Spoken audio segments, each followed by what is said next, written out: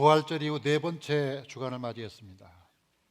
우리가 부활절 이후에 세상에 나가서 어떻게 사는 게 가장 좋은 것인가에 대한 많은 생각을 할 수 있지만 이러나 저러나 한 가지 분명한 것은 사랑이 필요하구나 하는 것을 이론이 있는 사람은 거의 없을 것이라고 생각합니다. 우리가 만나는 사람과 또 우리 자신이 서로 사랑하고 사는 것이 행복한 삶이 아닌가. 이 박용재 시인이 쓴 이런 시가 있습니다. 사랑한 만큼 산다. 사람은 사랑한 만큼 산다. 저 향기로운 꽃들을 사랑한 만큼 산다. 저 아름다운 목소리의 새들을 사랑한 만큼 산다. 숲을 온통 싱그러움으로 만드는 나무들을 사랑한 만큼 산다. 우리는 우리가 이룬 것만큼 산다고 생각하지만 실제 살아보면 사랑하는 것만큼 사는 것 같아요. 우리를 사랑하고 가족을 사랑하고 또 이웃을 사랑하고 자연을 사랑하고 역사를 사랑하는 사랑만큼 우리가 사는 게 아닌가. 오늘 우리가 어떻게 살아야 좋게 행복하게 살 것인가를 보여주는 예수님의 비유가 있습니다. 이 비유를 선한 사마리아인의 비유다 이렇게 말하는데, 이 비유의 배경은 예루살렘으로부터 시작해서 여리고로 내려가는 그 어간에서 이 사건이 일어납니다. 이 예루살렘에서 여리고까지는 27km밖에 되지 않는 짧은 거리인데 그 사이에 한 1000m 정도의 고도 차이가 납니다. 그 이유는 예루살렘은 해발 750m, 여리고는 해저 250m이기 때문에 한 1000m 차이 나는데 바로 이 길입니다. 자, 우리가 이 예루살렘에서 여리고로 내려가는 길이 얼마나 힘들고 얼마나 험한지 사방에 돌멩이로 있고 황무지입니다. 자, 그 다음에 다른 그림 보면 이것은 만든 게 아니고 실제 이런 현장입니다. 사방에 돌멩이가 있고 바위가 있고 거기에 동굴들이 여기저기 빵빵 뚫려 있고 길은 굉장히 작고 험한데 고대에는 이 길밖에 없었습니다. 지금은 새로운 길을 만들어서 쓰고 있지만 로마로 가거나 애굽으로 가거나 소아시아로 갈 때는 반드시 이 길로밖에는 갈 수가 없는데 성지순례를 와도 이 길로 올 수밖에 없죠. 예루살렘과 베들레헴 성지순례하고 내려가면 그 주변에 그 동굴에 수많은 강도들이 숨어 있다가 거기 지나가는 사람의 금품을 빼앗고 그 사람을 죽게 만드는 사건이 비일비재했습니다. 그래서 이 동네 이름을 말레 아두밈, 히브리어로 이 말은 피의 마을, 하도 많이 피를 흘려서 피 흘린 마을 이런 뜻으로 불립니다. 자, 지금 저 동네를 지금 지나가도 굉장히 무서워요. 지금 가도 21세기인 지금 우리가 저기를 걸어가도 아주 적적하고 무섭습니다. 그런데 이 한 유대인이 아마도 성지순례를 마치고 이 길 지나다가 강도를 만난 것 같아요. 강도를 만나가지고 다 뺏기고 거반 때려서 죽게 된 것을 저런 동굴에다가 그냥 방치하고 그냥 가게 된 겁니다. 이 사람이 사람 살려 하고 부르짖었지만 그것은 메아리만 돌아올 뿐 아무도 그를 도와준 사람이 없었습니다. 그 아무도 도와주지 못하는 저 골목에서 주님께서 그 비유를 말씀하기를 누가 이웃이냐, 누가 이웃이 돼야 되느냐, 누가 선한 이웃이냐 하고 묻고 있는데 오늘 말씀은 세 가지로 말하고 있습니다. 이 사마리아 사람이 첫째로 불쌍히 여기고, 둘째로 가까이 다가가서, 셋째로 돌보았다. 이 세 가지가 우리가 세상을 사랑하는 과정이 아닌가. 첫째로 불쌍히 여겨. 우리 33절 말씀 봅니다. 자, 어떤 사마리아 사람은 여행하는 중 거기 이르러 그를 보고 불쌍히 여겨. 다 같이 불쌍히 여겨. 자, 그 길을 지나가는 사람들 중에 사마리아 사람이 거기 누워있는 강도 만난 사람 보고 불쌍히 여겼다는 거죠. 우리가 세상을 사랑하는 방법은 먼저 돈을 주거나 구제하거나 선교하거나 그것이 아니라 우리가 먼저 그들을 향해서 불쌍한 마음을 갖는 것, 어떤 행동보다 중요한 건 마음의 태도, 이것이 중요하지 않을까 이런 생각을 합니다. 자, 그런데 예수님께서 사람을 치료할 때는 항상 불쌍히 여기셨다. 마태복음 볼까요? 마태복음 보면 예수께서 나오사 큰 무리를 보시고 불쌍히 여기사 그 중에 있는 병자를 고쳐주시니라. 예수님께서 병든 자를 고치기 전에 불쌍한 마음을 가지셨다. 그래서 의사는 병을 고치고 하나님은 사람을 고친다. 왜 그러냐? 불쌍히 여기는 마음으로 고치기 때문에. 마가복음 1장에 보면 나병 환자가 예수님께 와서 나를 고쳐달라고 그랬을 때 예수께서 말하기를 내가 원하노니 깨끗함을 받아라 하시고 나병 환자를 고쳤는데 그 고치기 전에 예수께서 불쌍히 여기사. 자, 누가복음 보면 그 한 청년이 죽었습니다. 자기 아들이 죽었습니다. 과부가 울면서 상여를 메고 나가는데 예수님이 과부를 보시고 불쌍히 여기사 울지 말라 하고 청년아 일어나라 하고 청년을 살려주기 전에 불쌍히 여겼다는 것이 매우 매우 중요합니다. 이 목회를 해보면 목회라는 것은 인간이 가지고 있는 모든 종류의 상처를 가진 사람과 만나요. 그리고 어떤 분이 교회를 잘 나오다가 교회를 몇 주간 안 나오면 이제 목회자가 연락하지 않습니까? 연락하면 되게 반응이 없어요. 제발 여러분 전화하면 전화 좀 받으세요. 지금 제가 얘기하는데 전화 좀 받으시라고. 전화해도 불러도 대답 없는 일이며 부르다가 내가 죽을 일임이 됩니다. 하도 전화를 안 받아가지고. 그래가지고 왜 이렇게 전화 안 받는가 하고 보면 나중에 보면 상처를 받은 거예요. 아, 몸이 아파서 상처, 마음의 상처, 영혼의 병 걸리지, 사람과의 관계 때문에 사람과의 관계가 틀어져가지고 단절돼가지고 관계적인 상처를 받지, 물질 때문에 상처받지, 어떤 사람은 심지어 교회 때문에 상처를 받더라고. 교회 때문에. 그거 있어요. 실제로 있는 겁니다. 있을 수 있어요. 그렇게 여러 종류의 상처를 받고 사는 사람들을 만나는데 저는 세상에 사는 사람 중에 아무도 상처 없는 사람이 없다고 믿습니다. 혹시 우리 가운데 나는 아무 상처가 없다, 육체적인, 정신적인, 정서적인 아무런 상처가 없다 하는 분은 조용히 저를 찾아오시기 바랍니다. 제가 상처를 줄 테니까. 네. 상처가 없다는 사람이 있어요? 그런 사람은 나는 못 봤어요. 어떤 종류의 상처든 다 있는 거라는 거죠. 있다는 거죠. 제가 교통사고 만나서 병상에 몇 달 있으면서 야, 사람들은 전부 상처투성이구나 하는 걸 새삼 깨닫게 됐는데, 거기 6인실에 있었는데 그 6명을 다 지금도 기억이 나요. 왜냐하면 같이 있으면서 어디가 아파서 왔어요, 왜 왔어요 하고 보니까 다 자기 아픈 소리를 얘기하는데, 저는 제가 제일 아픈 줄 알고 가봤더니 제가 제일 덜 아프더라고요. 병원에 가면 위로를 받아요. 왜냐하면 나보다 아픈 사람이 더 많아. 그래가지고 6명 다 들어보니까 뭐 60대 된 뭐 할머니는 뭐 허리가 아파서 들어왔는데 뭐 허리를 못 핀다. 또 어떤 분은 뭐 암에 걸려서 왔다. 어떤 분은 막 가래가 끓어가지고 저녁 내내 가래 잠을 못 자요. 자기도 못 자고 남도 못 자고. 어떤 청년은 다리가 부러져서 왔다. 그래요. 그 상처가 없는 사람이 없는 거야. 다 아픈 거예요. 다 아파. 그 경험을 통해서 제가 발견한 거는, 야, 사람들은 다 아픈 사람이구나. 내가 이제 태어난 뒤에 반드시 내가 사람들을 불쌍히 여기고 사람들을 사랑해야지. 사람들을 사랑할 이유가 세 가지가 있구나. 첫 번째, 사람들은 다 아픈 사람이구나. 아픈 사람이다. 안 아픈 사람이 없다. 몸이 아프거나 마음이 아프거나. 저희 부모님을 보면요, 저희 아버지는 몸이 아픈 데가 없어요. 정말로. 지금 93세인데 여러분 믿기지 않겠지만 몸이 아픈 데가 없어요. 근데 치매가 좀 있어요. 연세가 많으니까. 어머니는 안 아픈 데가 없어요, 몸이. 근데 정신이 건강해요. 제가 그 두 분을 보면서, 이야, 두 분을 만나게 하신 건 하나님의 뜻이구나. 두 분을 절묘하게 만나게 해서 나이가 먹도록 다 서로 단점을 보완하고 사는구나, 그런 생각을 했는데, 그러니까 어머니는 어머니대로 아프고 아버지는 아버지대로 아픈 거예요. 안 아픈 사람이 없는 거예요. 그러니까 다 불쌍한 겁니다. 두 번째는 가족이니까 불쌍해요. 여러분, 어떤 사람이 나를 괴롭힌다 할 때 한번 조용히 생각해 보면 그 사람 때문에 속상해하고 그 사람 때문에 마음 아파하는 가족이 있을 거 아닙니까? 그 사람은 밉지만 그 사람의 가족을 생각해 보면 마음이 짠해가지고 안 됐다, 그런 생각이 드는 거예요. 그래서 우리가 살아가면서 혹시라도 여러분을 좀 괴롭힌 사람이 있다면 제 경험으로, 쉬운 경험을 얘기하면 이게 생각하면 마음이 편해요. 내 동생이지, 내 형님이지, 우리 아버지지, 이렇게 생각하면 차마 정죄할 수가 없잖아. 좀 마음에 들지는 않지만 이해가 되잖아요. 불쌍하잖아요. 그런 마음을 먹는 게 좋다. 세 번째가 중요한 건데, 모두 다 죽기 때문에 불쌍한 거예요. 어떤 사람도 안 죽는 사람이 없잖아요. 안 죽는 사람이 없어요. 제가 목회하면서 어떤 분이 참 교회를 어지럽게 하고 아주 목회자를 힘들게 하는 사람이 있어요. 그래가지고 마음이 많이 상해 있는데 그분이 어떤 병에 걸려서 돌아가셨어요. 근데 그 아내는 굉장히 믿음이 좋아서 목사님 장례 치러주세요. 그래서 제가 이제 그분을 모시고 화장터로 갔잖아요.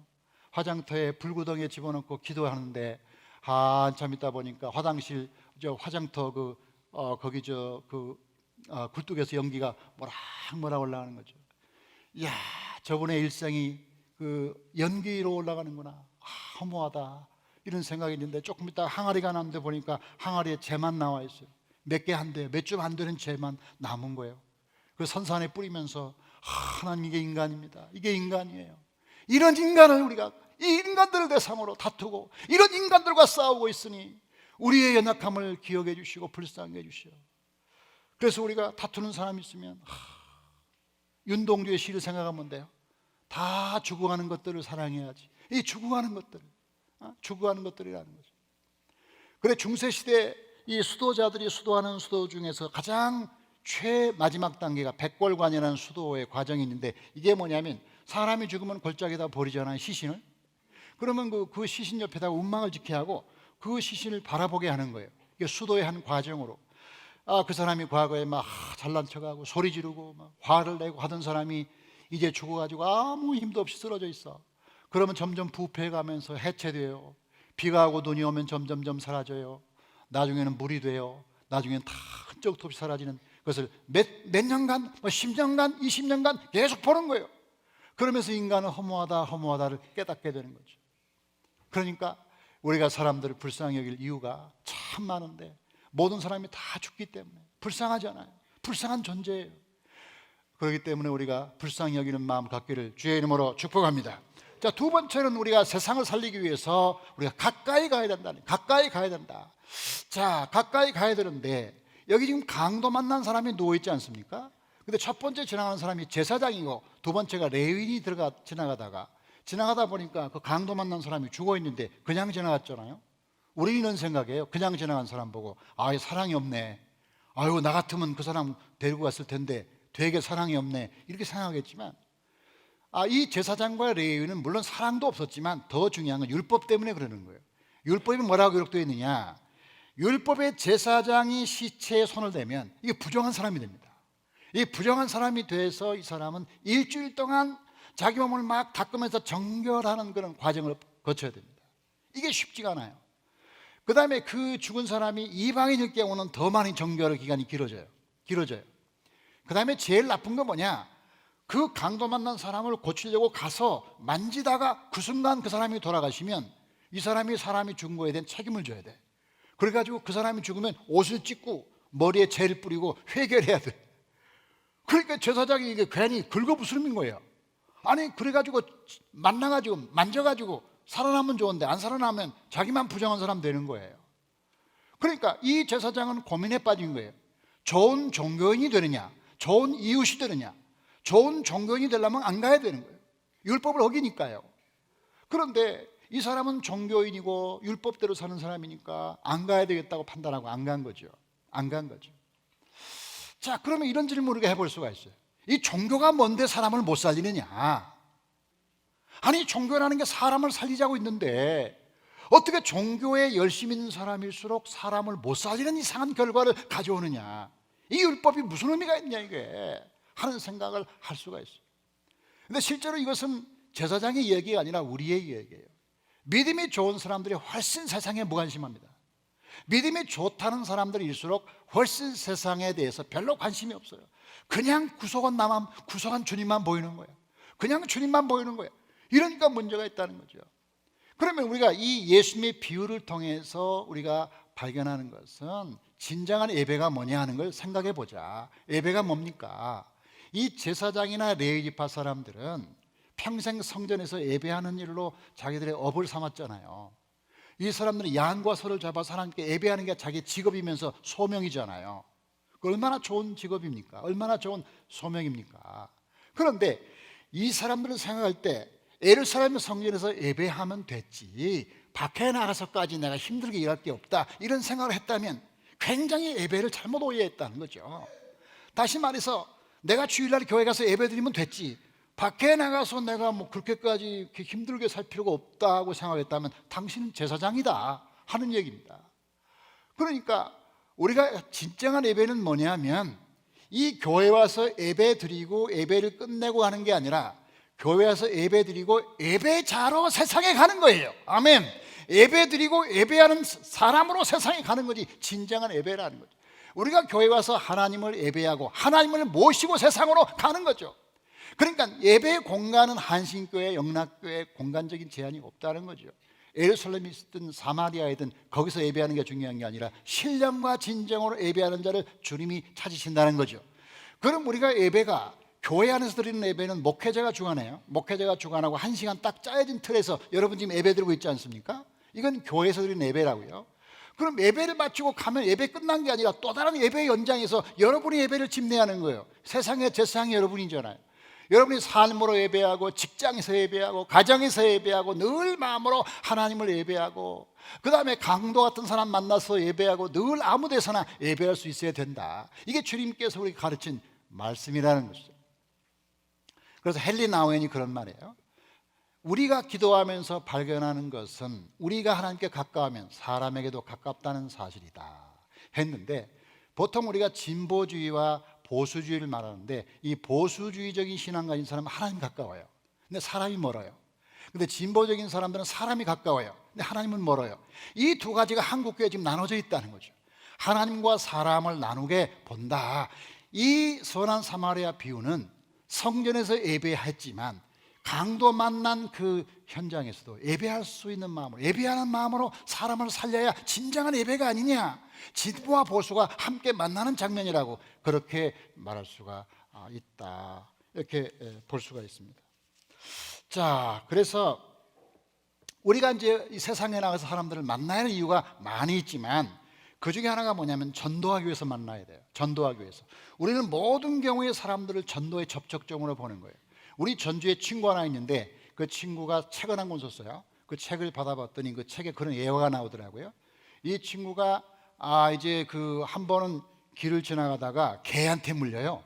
개한테 물려가지고 칭칭 감아가지고 자기 집으로 돌아오니까 그 사모님이 깜짝 놀래가지고 웬일이냐고, 왜 개가 물었냐고 그러니까 막 나는 너무 행복해, 좋아, 그러면서 웃는 겁니다. 아니 개에게 물리고서 웃는 목사가 있습니까? 그래서 그 사모님 좀 정신이 돌았나 해가지고 아니 왜 그러냐고 하니까 다른 게 아니라 들어보라고. 아니 그 옆집에 되게 전도에도 안 나오는 한 가족이 있지 않느냐고. 그 사람 아무리 전도해도 교회 안 나오는 사람이 있는데 내가 그 집 앞을 지나가는데 거기 개가 나와가지고 여기 왼손을 물었다. 그래가지고 막 피를 흘려가지고 고통스러운데 그 안주인이 나오더니 목사님 아이고 미안해요, 우리 개가 물었나 해가지고 어머 이것 좀 좋아 해가지고 막 그 붕대를 감아주면서 하는 얘기가 그동안에 교회를 안 나가서 그랬나 봐요, 너무너무 죄송해요, 다음에는 교회 나가겠는데 우리 새끼들 다 데리고 나갈게요 그러더라는 거야. 그럼 목사님이 하는 얘기가 아니 개가 한번 물어가지고 네 식구가 교회 나가면 물릴만 하잖아, 어디 또 개 없나 그랬다는 거죠.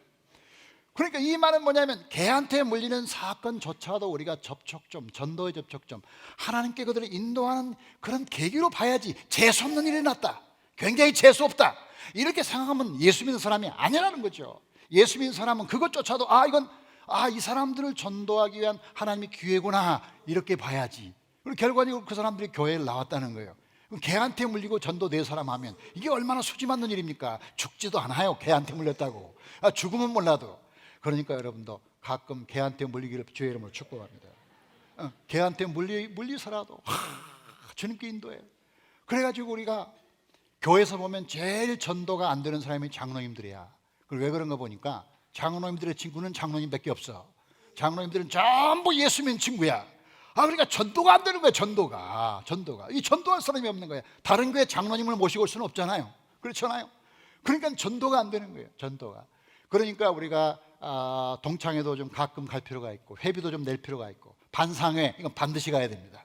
자꾸 만나는 사람을 접촉해 놔야 그래야 이 교회에 이 초청하고 전도가 될 거 아닙니까? 그런 면에서 우리가 그런 마음을 갖는 여러분 되기를 간절히 축복합니다. 제가 인도에 갔더니 인도의 학교에 그 교문에 그렇게 썼더라고요. 인도의 한 기독교 학교에 Come to learn, 배우기 위해서 오고 Go to serve, 섬기기 위해서 가라. 이 인도의 그 학교에, 작은 학교에 이런 아름다운 구호가 있는 줄 깜짝 놀랐어요. 알고 보니까 기독교 학교인데 그 기독교적인 정신으로 가르치는 거예요. 네가 학교에 올 때는 배우기 위해서 오지만 세상에 갈 때는 섬기기 위해서 가라. 오지만 말고 가라. 오고 가라. 오기만 하지 말고 가라. 이걸 가르쳤던 것 같아. 그러니까 우리가 신자들이 교회 와서 예배드리고 그리고 예수님과 더불어 예배자로서 다시 세상에 나가는 그런 삶을 살기를 주의 이름으로 축복합니다. 자, 그래서 결국 이 선한 사마리아 사람이 강도 만난 사람을 돌보게 됐는데, 이 사람을 나귀에 실어가지고 여리고로 들어갔잖아요. 여리고의 주막에 들어갔어요. 주막에 들어가서 막 돌보다가 자기 약속한 시간이 있기 때문에 주인에게 2데나리온을 맡기고 내가 다시 올 때까지 이 사람을 잘 돌봐달라고 이렇게 맡기고 갔는데, 2000년 교회 역사에서 많은 신학자들이 이 부분을 해석하기를 그 주막은 교회다, 교회고, 그 다음에 주막 주인에게 2데나리온 줬잖아요. 2데나리온, 이건 신약과 구약이다, 신약과 구약. 그 다음에 내가 다시 온다, 이 말은 예수님이 재림한 걸 의미한다, 재림한다. 그리고 그 주막집은 교회다. 그리고 주모는 목사다. 그러니까 목사님은 술을 잘 먹어야 되는 거예요. 술을 잘 팔고 자기도 잘 먹고, 자기가 잘 먹어야 남들도 잘 먹지. 그러니까 이 교회 오면 술 먹는 기분으로 교회 오세요. 교회 오면 그냥 늘 행복하고 술 취한 기분으로 남을 때리지는 말고, 교회 오면 막 술 먹는 즐거움과 기쁨으로 교회에서 행복하게 하는데, 교회의 사명은 이 상처받은 사람들을 치유하는 것이다. 예수님이 맡겼다, 그들을, 예수님이 맡긴 영혼들을 잘 돌보고 주님이 오실 때까지, 그때까지만 이 교회에서 사람들을 섬기는 게 중요한데, 아주 중요한 비밀이 여기 있어요. 이게 뭐냐? 자, 거기 누워있는 강도 만난 사람은 유대인일 가능성이 높아요. 왜냐하면 이방인들이 예루살렘까지 오지는 않아요, 잘. 그러니까 유대인들이 아마 성지순례 왔을 거예요. 유대인이고요. 그 다음에 사마리아 사람이 지나가다가 유대인을 갖다 구출했지 않습니까? 그 우리가 생각할 때는 뭐 사마리아 사람이 유대인 구출한 게 무슨 대수냐 하지만, 역사적인 맥락에서 볼 때는 반대가 돼야 된다는 거죠. 왜냐하면 지금 유대인은 지금 얻어맞고 누워있는 입장이지만, 사마리아 사람은 그보다 더 큰 상처를 받았다. 어떤 상처? 주전한 8세기 아시리아와 끌려가서 아시리아에게 혼혈되어서 민족의 정체성을 잃고, 유대인들이 얼마나 무시하고, 야 너도 유대인이냐? 아시리아하고 뭐 혼혈한 주제에 이 창녀 같은 놈들, 너는 유대인이 아니야 해가지고 몰아내가지고 사마리아 그쪽에 웅크리고 살잖아요. 이 사마리아 사람이 지금도 살아요. 그러니까 무시되고 사람들 함부로 대하는 그런 사람들이야.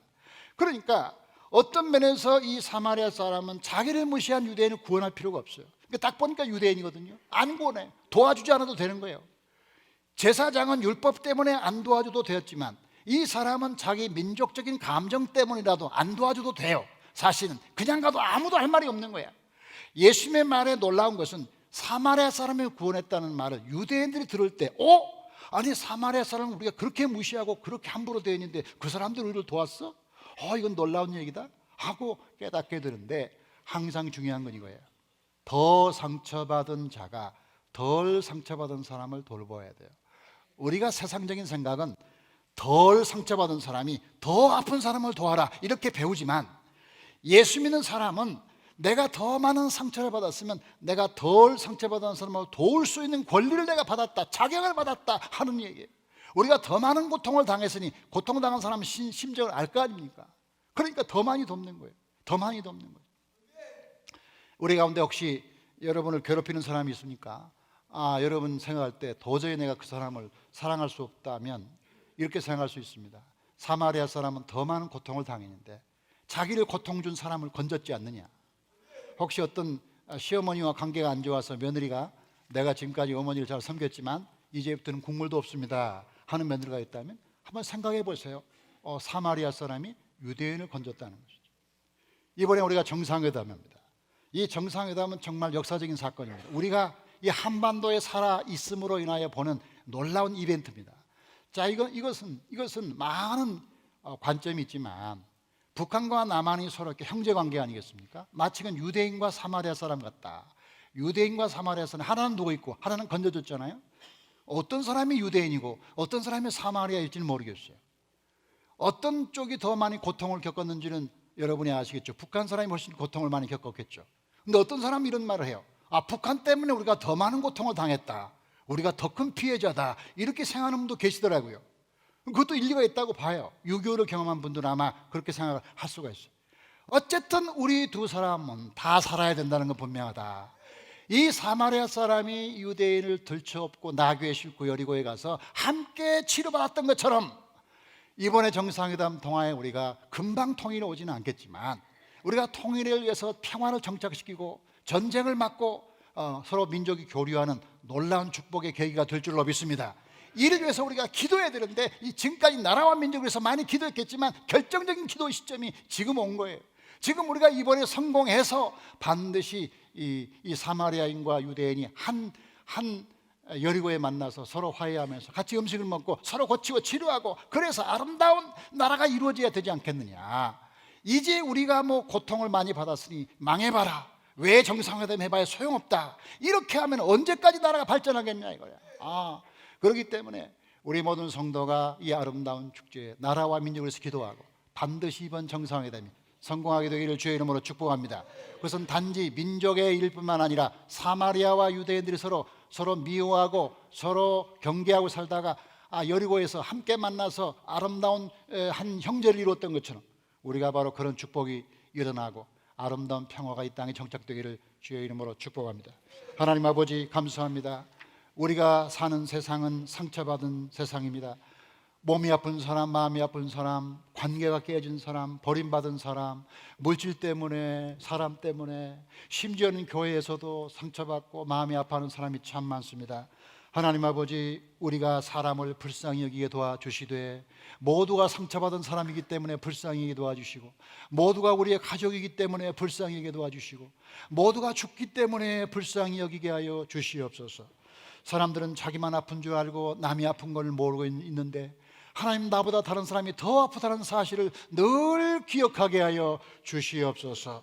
하나님 아버지, 성전에서 예배하고 예배자로 세상에 나가게 도와주시고, 예수님을 예배하고 예수님과 함께 세상에 나가게 하여 주시옵소서. 교회에서 예배드리고 세상에서는 대충 사람 믿는 사람들이 되지 않도록 우리를 축복하여 주시옵소서. 하나님 아버지, 그러기 위해서는 더 찾아가게 도와주시옵소서. 하나님, 이번에 정상회담 열린 것은 하나님이 우리 민족을 향한 큰 축복이라고 믿습니다. 하나님 아버지, 우리는 마땅히 나라와 민족을 위해서 기도해야 되고 이번 정상회담이 성공해야 될 줄로 믿습니다. 그동안에 서로 하나는 누워있고 하나는 지나가는데 아버지, 본체만 채하고 지나갔으나 이제는 일으켜 세워서 함께 나귀에 태워서 여리고로 가게 도와주시옵소서. 한 마음이 되고 한 뜻이 되어 한 땅에 사는 민족으로 평화가 회복되게 하여 주시옵소서. 우리 아버지 하나님, 과거의 적대 감정, 미운 감정 다 사라지게 하시고 화해와 평화의 나라가 되도록 축복해 주시기를 간절히 빌며, 우리 교인들은 한 주간 동안 집중적으로 기도하고 반드시 회담이 성공하게 도와 주시옵소서. 감사드리며 우리 주 예수 그리스도 이름으로 기도하옵나이다. 아멘.